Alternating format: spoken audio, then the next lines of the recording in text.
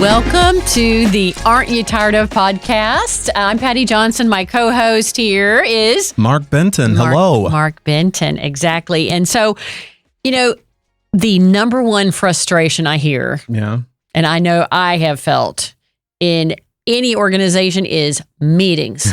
Too many of them, and the ones I'm going to are wasting my time. And so we want to dive into this topic of meetings today and see what we can do to make it better. It is spring cleaning time. And so Mark and I are going, we need to spring clean some of these meetings out of our schedule. We need to do something about it because I get a little tired of them. Yes, we both do. Many do. It's one of those topics, you can say meetings, it doesn't matter who you're talking to, and you get the eye roll. Everybody's like, tell me about it. So I'm pretty sure any of our listeners have felt this. And so we're going to dive into it today. And let's start off with, we're going to ask y'all some questions of how you know you are in a bad meeting. And so I'm going to ask Mark, how do you know you're in a bad meeting? Let's go back and forth on this. Oh my gosh. Well, my first call out is you leave a meeting with no decision made and zero progress. Like, good to talk to you all. Click, and the meeting's over and I'm like, what? Why do we even have it? What are we doing? Okay. The second one I will share, and this is what I've experienced a lot. The most senior person rolls in about 15 minutes late. Then says, can y'all catch me up real quick?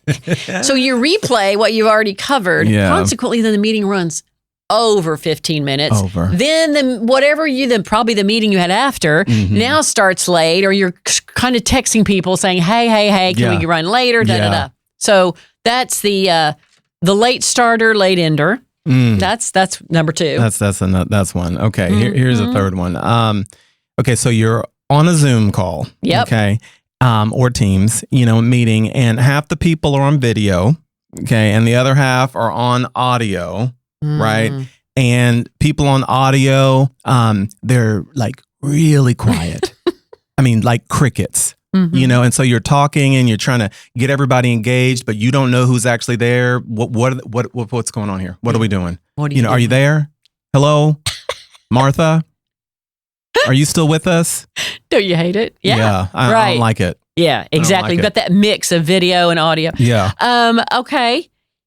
You need another meeting after the meeting because it was a cast of thousands and people felt like I really couldn't say that in that forum. So now the meeting that was supposed to resolve the issue couldn't. You got to have another one because there were too many people at the first one. That's right. That's right. I mean, and so here's one. So you have a packed schedule, like more topics than you actually have time to cover. Okay, that's one. And then there's one person that just doesn't read the situation, and it's like their own personal like karaoke. They're not singing, but they're talking. They're talking, and like cue up another one. I mean, they're just talking and talking. They're going. And so what could have been 30 minutes is not 30 minutes. It goes longer. So then you have to get more time later, right? I mean, we talked about this in a previous episode. That person's the hijacker. Yes, that's a meeting hijacker. Office politics. Check it out, guys. That's right. Yep. Okay, here's the last one. How to know if you're in a bad meeting. At least the key person, at least one of them, needed to make the decision cancels at the last minute. The meeting organizer, instead of saying, need to delay, goes ahead and has the meeting and talkity talk. No decision reached, but thought, well, since it was scheduled, we should probably go ahead and do it, even though the key approver is not in this setting. So those are a few examples of some bad meetings. Mark, what about you? Spend a ton of time in meetings. I know that from our conversations. What's your biggest frustration? It's some of the things we just talked about. I mean, my biggest frustration also in a meeting is when it's like it just circles the drain. Like it just won't flush down, and we just keep, people say, oh, just beating up the horse, or let me kick the horse again. Beating up the horse. Is it beating up the horse? I don't think it is. Kicking the horse. What are you doing? I don't know. I don't know. Well, there's a phrase. Yeah. Something about we'll think of it. The horses. We'll get it. Anyway, I hate when we can't like just land the plane We, you see it starting to close down. The topic is coming. Okay, we're wrapping up. And then somebody asks a question. I'm like, don't ask if there are more questions. I don't. No. Like we need to. Spinning. We need to stop it. That's a frustration for me. Gotcha. How about for you? Well, I think some of the ones we just covered, some of the ones that are mine. Yeah. I think I can think of a couple more. And that is, I think a lot of times people think if I have a really great presentation, it's going to be a great meeting. Yeah. Unrelated. Materials are there to support the conversation, the decision, whatever you're trying to do. Oh, yeah. And they look at this presentation. It looks so pretty. And I've got 40 pages. Yeah. Unrelated. Just jam-packed with Jam in it. And it looks so pretty. Yeah. So I think people thinking materials are a replacement for a well-planned, good conversation. Yeah. So that's one. Yeah. And I think the other thing I would say is, if you were in a meeting to make a decision, whether it's in your office, it's in your community service group, it's at the school, you're there to make a decision. One of my frustrations is people keep on talking about all the problems, no recommendation, no suggestions. Yeah.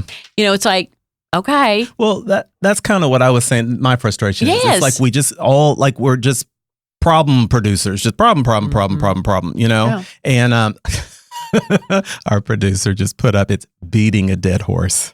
Thank you. Thanks, Michael. Thank you.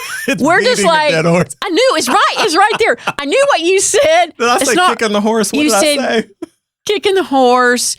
Then thank you. Thank you so much, because I knew what you said. It's not right. That's not right. It's not right. Yeah. Thank you. And I was in the back of my mind this whole bit of time since I've been the horse. The horse. What are we doing to the horse? What's happening to the horse? Okay. Thank you for that. Now we can feel, we're at peace. Yeah. We're at peace. We can move on. Okay. So what are they? They're doing something to the horse in this meeting, right? They're doing something to the horse, and it's not kind. It's not kind.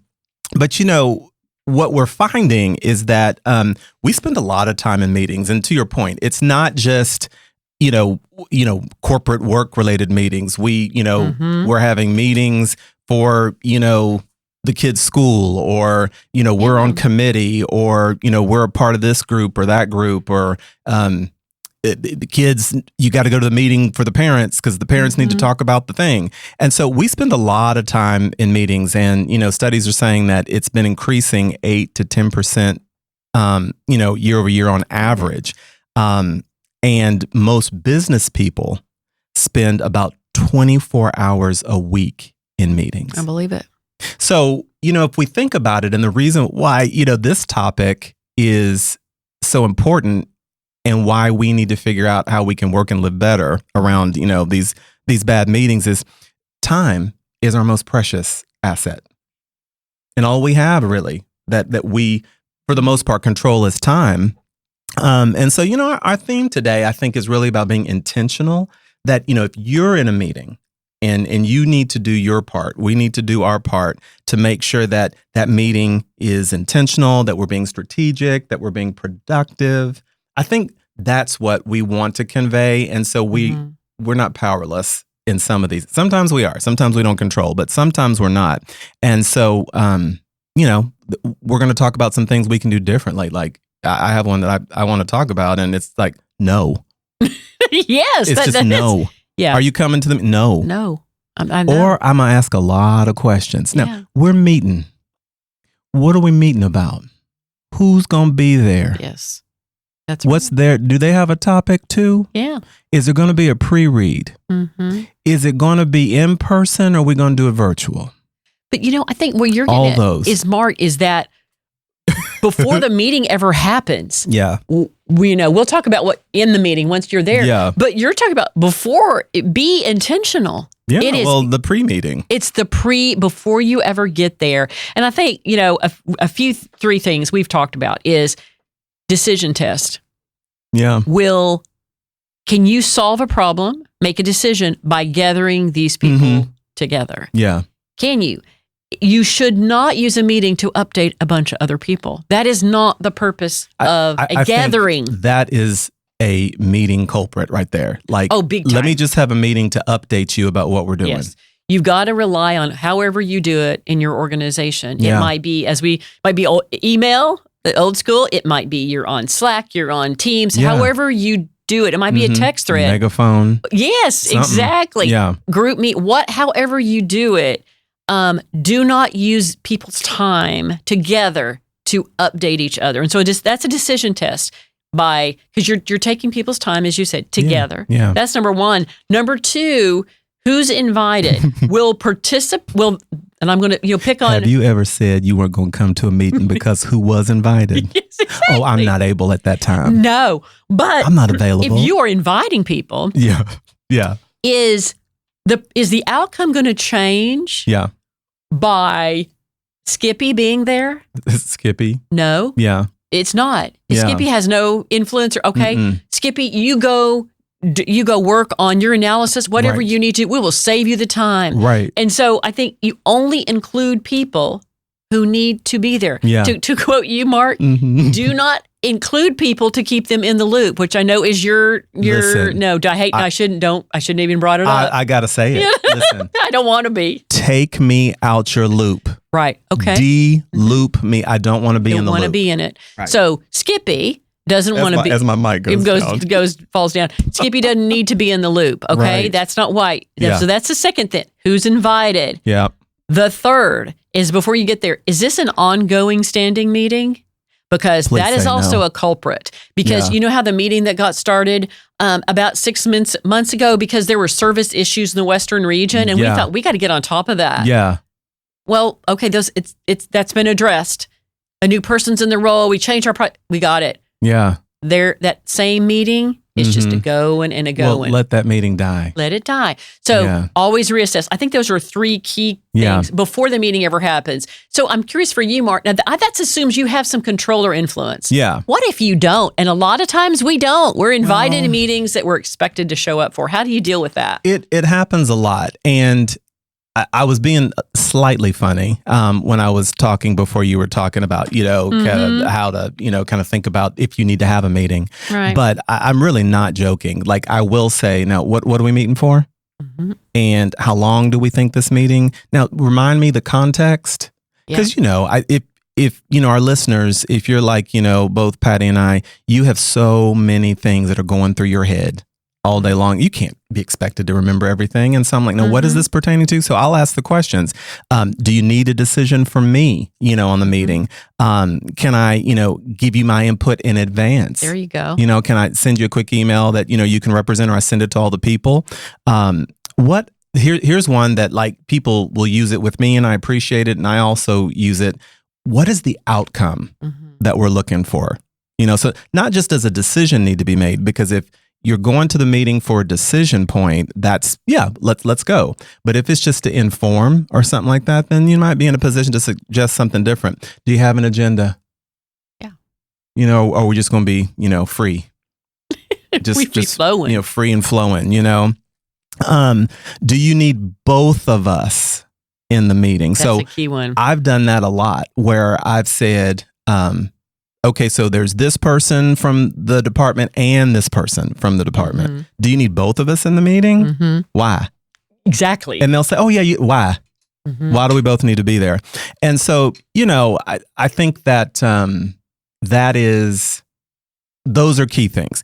Another big thing that, I learned not too long ago and practice this religiously is if you are in a position, I don't know, you talked about this earlier, culturally, if you need to keep open time on your calendar so that anybody can schedule, then that's appropriate. But you have to save time for yourself in order to get things done. And it's kind of surprising to me. Like I'll talk to leaders, especially some that are kind of growing in their career, and they just think, well, just if so-and-so dropped it on my calendar and so I just needed to go. And I'm like, no, you kind of really don't. Like, you got to set some time aside to think and to process or just to recharge, right?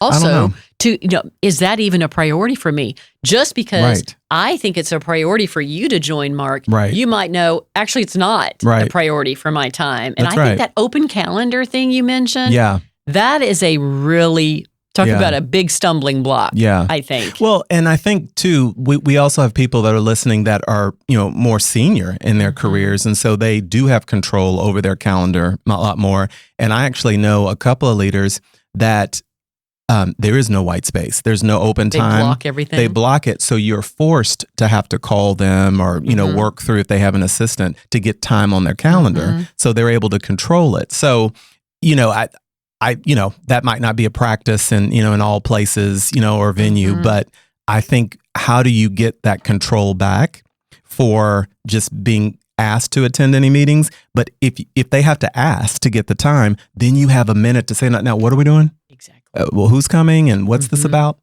I think that's so important. I think too, Mark, that ability, anybody that has an open calendar, you need to think twice about that, because I think the best practice is doing what people say. They'll block the whole thing. Or I know other leaders maybe they'll block some time, but they'll save other open times, but you can't schedule. Like I can see, I can see you're in town, Mark, next week. Okay, that's great. And you have some open time, but I can't go in there and be like scheduling. You can't. That sounds like such a tactic, but man, if people have the ability to schedule you, then all of a sudden you're on your back foot. Yeah. You're explaining, well, what I know you invited me, but I can't come to that. Yeah. Well, and I think what we're really talking about is meetings are tiresome. Meetings are important, right? But for the most part, it's tiring to be in a meeting. I know I was working with some people and I had the fortunate ability to have an assistant, and she was telling me, I don't know how you do it all day. You're just back to back to back all day long. And, you might have some time for lunch, but then you're right back into it. I don't know how you do it. And I'm like, I don't know how I do it either. Yeah. I don't know how anybody does it. And so I've gotten a little wiser about that. And as we maybe get into a section, if we're going to talk about some lessons learned and some tips, I want to share some of those things. But if we're going to work, I just have this philosophy, like, choose to make the time great. Yes. And I think choose to make the time great. Choose to make the time great. And I also think that, you bring up a really good point, because if you are and a lot of people are in this situation, I know I have been too, you're in meetings all day long, you're doing your work at night. Yeah. And you do it on the weekend. Well, all the time you spend in quote meetings, if they're not really valuable in solving problems, you're not spending it with your team. Yeah. You're not spending it with your clients or on service issues. You're not being strategic. Yeah. So you're robbing yourself by being in meetings all the time. All the time. Yeah, for sure. All the time. For sure. Yeah. Okay, let's say you've been through that filter. Yeah. We both talked about, making sure before you ever are at a meeting, you either have planned it or you've tried to influence if you're not the owner of it. Correct. Now, let's say you get into the meeting. Let's talk about some good habits of what makes a meeting go well. I'm going to mention a few, and then I'll let you, share a few. And I think I got some thoughts. The one thing I think is back to, man, we've at our podcast, how many times have we talked about habits? Habits. How many meetings are an hour or they're 30 minutes? And that's because that's the way Outlook is set up, and that's how long you schedule meetings for. Yeah. And I think if the topic is complete after 20 minutes, thank you very much. We've done it. This is what we've agreed. Don't keep talking about some other, just keep, beating the dead horse. Got that right? We got it right. Or bringing up some other rando topics that didn't even need to be there. So I think that you don't have to fill the time. Do not fill the time. And even don't be afraid to schedule a 20-minute meeting or schedule a 40-minute meeting. However long you think your agenda's for, don't rely just on whatever Outlook tells you that the standard things are. Yeah. I like that. Start and end on time, for heaven's sake. Yeah. That seems like basic 101. Yeah. But I got to tell you, for me, that is one of the biggest obstacles I've seen. Yeah. I'm going to start it, and then I'm coming, and do. Yeah. And then have common goals and share what they are. Be intentional and clear. And I'll give you one example, and then I want to hear what you've got on your list. Yeah. I can remember I would go to PTO meetings when the boys were younger, and I was parent teacher organization. There PTO. Thank you. So I would go, and I was a working mom, plate bursting. Okay. Yeah. I was whatever, the spinning, the plates, the juggling. Yeah. That was me. Yeah. So I'd go into these meetings and in my mind, let's figure out how we going to do the homeroom party, pass out who's doing the cookies, who's doing things. I got to get out of here. Right. So in my mind, I'm sitting here going, we could have decided this in 15 minutes, guys. Yeah. That's what's in my head. Yeah. I'm frustrated. Yeah. But what I still, and then it's a 90-minute meeting. But I also think what I realized is part of that meeting was meeting other parents. Oh, yeah. Camaraderie. Yeah. Understanding what some of the issues are at the school. And for me, I had to learn that the purpose of that meeting was beyond just who's bringing the cookies. It was that sense of connection, and I think when you have virtual teams, we need that too, right? Yeah. Important that we spend that time together. It's not always wasteful to be, even though we're talking efficiency, right? It's not always wasteful to be. It's not wasteful to be like, how was your weekend, Mark? The connecting, the check-in. You need the that. time for the but be intentional. We're going to allow time for that. Well, but Patti, it's interesting because I have found where work Mark creeps into committee Mark or me too. Cub Scouts Mark, Cub Scout leader Mark. And so I try to bring those habits to individuals that don't have the same kind of they don't work in the same environment that I work in, and there's no judgment or anything on that. Right. I'm just saying I'm working in this regimented 30-minute meetings, hour meetings, half-day meetings, and all the things. And those people are like, yeah, I get up, I do my thing, I'm done by 3, I got my afternoon.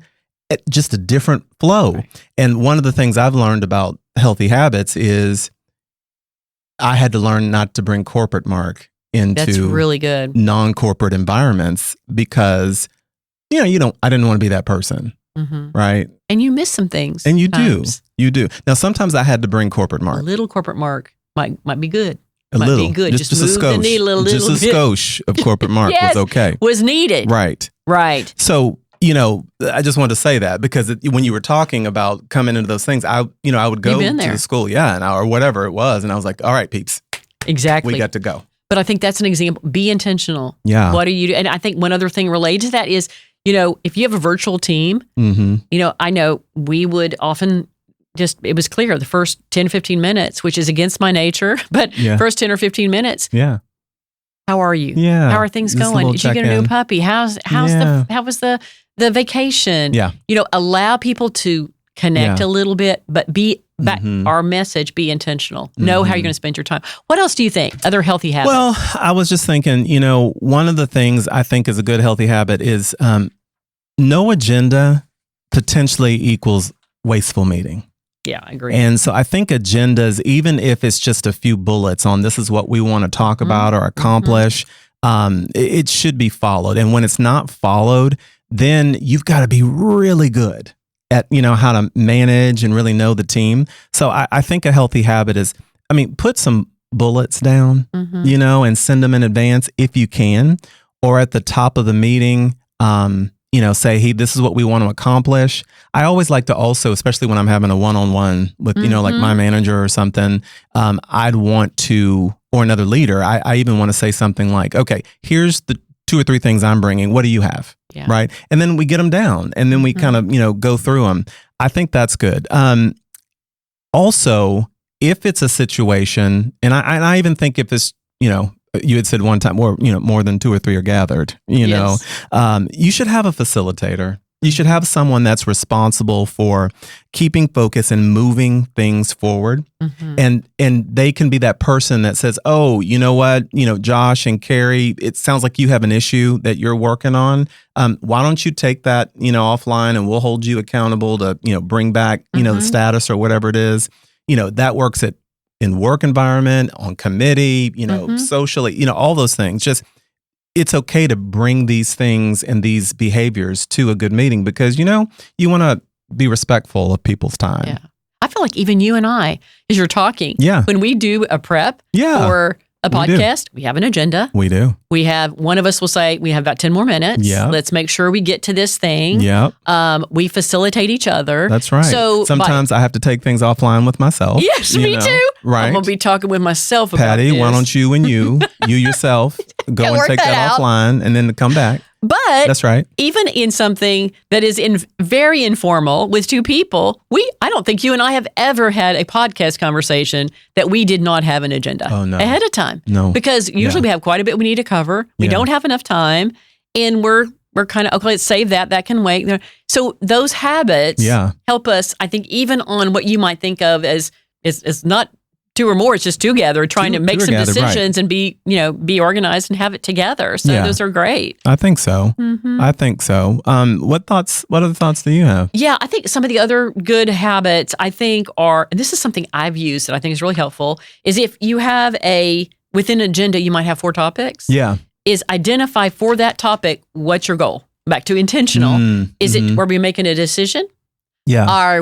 Is it just, are we brainstorming? We get some ideas? Yeah. Is it a review? I'm not looking for approval, but it could be review or approval. Mm-hmm. And then last, it could be to confirm actions. I know a lot of times if you've been in meetings with leaders where you want them, maybe it's a big change initiative, it's a big priority. Yes. An email, a PowerPoint is not going to do it. Mm-hmm. You need some, let's talk this through. Yeah. Okay, leaders, you guys are going to play this role. Everybody clear on what you're doing. Mm-hmm. That might be whatever that is, label what it is. We're going to make a decision. We're talking about this 30 minutes. We're going to make a decision. And I know I'm on a board. We use this habit because it's very efficient. One other is use the pre-read because, and it's so funny. I don't know if you've experienced this, but a lot of times people are afraid to do it because they don't read it. Yeah.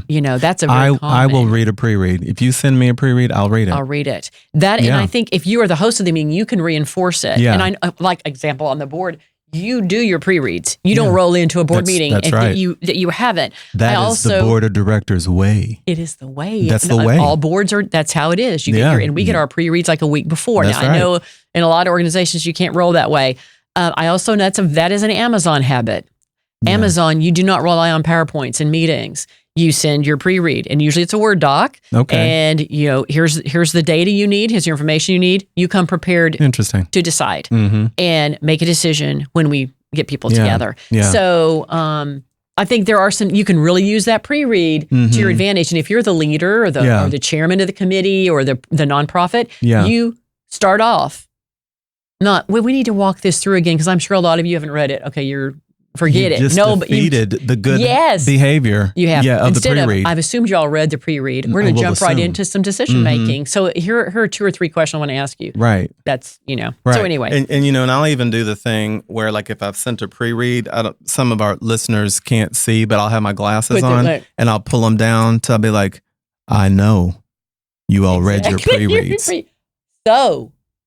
Let's jump right in. So let's get on in. Let's cook. Let's cook. That is right. So I think that that's important.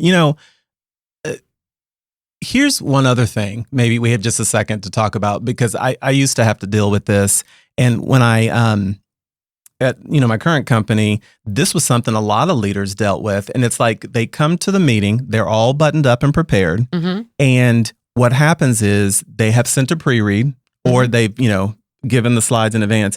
And the people in the meeting advance to slide 3 because that's what they want to talk about. So I've come prepared, buttoned up. And I'm ready. And I start at the beginning page. But leader goes, listen, on slide 3, I actually want to go to this 3rd bullet. And the other persons in the meeting, they have the authority to do that. So to wrangle them back in, that's a skill. I think, and this is probably worth Have you experienced that? Yes. And I think what you're raising, that ability, that facilitation, there is an art, that is an art form. Yeah. And not many people can do it well. Yeah. I think that could be a topic for us. Oh, I think so. How to facilitate a great discussion. Because that is reading the room, instinct. Like you're like, that was not what I planned. Okay, how am I going to handle that? Especially when it's a more senior person. Yeah. Yeah, for sure. So listeners, we should probably come back and we will owe that to you to come back and talk about that because I think that can make you going into what you think is going to be a good meeting, a bad meeting. Yeah. Because then you're on your heels. For sure. And you're like, I wasn't prepared to go there because there was context I needed to give you, but that leader or the leaders, they know exactly where they want to go. And so in order to set that up, I think there's some things we could talk about I think that. So but too. I think some listeners deal with that. Let's add that to our list. All right, for name sure. it, claim it. Name we got it, claim it. Yeah. But, I was just going to say that was kind of a sidebar, but I think every meeting, you need to end with a decision. Like, what are we trying to solve here? What's the goal? I think that's important. For sure. You said it earlier. I think another good, healthy habit is you don't have to use all the time. And I'm always appreciative when someone's like, hey, I scheduled, 45 minutes, but, if we get it done quickly, then, I'm happy to get back to time. And here's the last one. Don't be the person that's like, oh, okay, we met from 10 to, we're supposed to go from 10 to 10:30 and we go from 10 to 10:28. I'm so pleased to give you back 2 minutes. I mean, what? Don't. You're going to make me say things I shouldn't say at work. I mean, no, don't do that to me. Don't be that guy. Don't be that one. Don't be that guy. I don't want it. No. I don't want it. So those are all really good ones. I think before we actually wrap up, let's talk about, do you see any, like if there are 2 or 3 watch outs that you haven't experienced? I'll give a couple of mine while you're thinking about yours. Sure. I think be cautious about asking more senior people to the meeting. I'm not saying you shouldn't. Yeah. But be intentional about it because say more about that. You can change the dynamic in a room. If I invite someone's bossy boss and all of a sudden a decision that needs to be made, maybe a little controversial, maybe there's a little mixed opinions, all of a sudden you might create somebody, I'm going to be a little bit more careful. Yeah. In this forum, I see they disagree. But it's our meeting hijacker topic or our office politics topic. Sometimes it's just legitimate. It just changes the dynamic in the room. So I'm not saying you shouldn't, but be intentional and think mindful. About, do you want more senior people there? The other one I would say is the biggest watch out I see when I coach people and they're going into the executive committee, the board meeting. Do not jam your agenda. So as an example, if you are going into an executive committee meeting and you have 45 minutes for your topic, do not bring slides that fill 45 minutes. Yeah. Because you're trying to either get people on board with you. That's right. You're trying to get their advice, their opinion. That's why you're there. If they don't have time to ask you any questions or have some discussion, all you've done is you've rammed something down their throat. You are not getting that support, that buy-in, I'm with you, that you're hoping for. Okay. So that is the biggest, I think that is one of the biggest watch outs I see of people going into a meeting when they're presenting something. I don't know if you've experienced that also. Patti, I have. And the Spirit is moving in me to say this. When you master some of these habits of a good meeting, that adds to your halo, your credibility. Yes. Patti, when she has a meeting, we have an agenda, we're moving through it, we have good debate and good discussion. That comes back to you as the meeting planner. It speaks to credibility. It speaks to your emotional intelligence, your leadership. So listeners, if you're taking away, kind of good points from this, good meeting habits and being intentional and strategic and purposeful, that builds your brand as a professional. Absolutely. Yeah, I think it also detracts. It does. If you have bad meetings, if you lead bad meetings. And I think meetings, we've talked a lot about being a time waster. It's also an opportunity. Yeah. It's an opportunity to show your leadership, to show you can achieve your goals, et cetera. Totally agree. Yeah. Any other final watch outs, Mark, before we land? I think you said it earlier, but I don't like status updates that become meetings. Like if it's something you can send to me or there's a dashboard I need to look at, just send it. Hey, here's the status update for so-and-so. And then it's on me, right? And I don't think that that's a good meeting. It's not a good use of time, especially in this age of where now we're starting to use more AI tools. You could have a meeting, if it's appropriate to transcribe or whatever, or, ask Copilot or whatever you're using to do some prompts and pull together, summary notes and send that. That is equally as effective now that we have the option, so I don't like the status updates. And then I think it's also important, I think, to allow for time in meetings. If it's just jam. So I think that's, a watch out that you talked about. And I think, again, an effective meeting, can be a positive thing for you, and your brand. Because when I go to so-and-so's meetings, those are really great meetings. Yeah. We really get things accomplished. Yeah. Yeah. It was value. For sure. I think the other thing too is the brainstorming's over, guys. Yeah. We're implementing the system. We're launching the new community service effort next week. That's right. Okay. And I'm the worst brainstormer. I will admit, I am always bing, bing, bing. Okay. Yeah. Not a time for that. Yeah. We're done. I know some people that I call them my big thinkers. Yes. The big thinkers who are still big thinking. Yeah. And the perfect example, this is a friend of mine, her daughter, they were doing the wedding. Yeah. Okay? Her daughter had a Pinterest board, and it was beautiful. And it had all the things and the flowers and the want to do this, and we want to do this, and the dresses and the colors. And she was telling me, she said, this was like 6 weeks before the wedding. She said, I had to tell her, shut it down. Mm-hmm. I don't want to see one more thing from the Pinterest board. No more storming from the brain. No, we are not brainstorming anymore. Mm-hmm, We are in execution mode, and we are weeks away. Yeah. So I think that mentality, we kind of, you have to have that at work. We love the great ideas, but let's save that one for after the next one. Yeah. So let's talk about, what do you think is the number one takeaway that you would say to a listener about meetings? Well, what I say, we've talked about, the whole being intentional and strategic, but I think, I just have this mindset, and it doesn't always happen this way, but I'm like, I want to make this the most productive time. And so I'll admit, I don't do all the things that we've talked about, but I do the things we've talked about. But I think I'm always having this goal of, how can I make this 30 minutes the most productive 30 minutes of this individual's day, or these individuals' day, and to add value, because I understand that that's also part of my brand. Yeah. Right. Sure. So that's just something. Be intentional.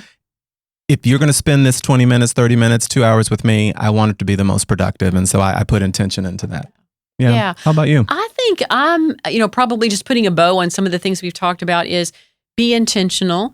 Treat your time, as you said at the very beginning, treat your time like gold, right? Yeah. And know that if you're using your time or others' time, you're making the decision. It's more important than clients, than team, than strategy, whatever. And so you really use that filter. And then I also think, use it as an opportunity. Make sure that meeting, as you say, best represents your brand.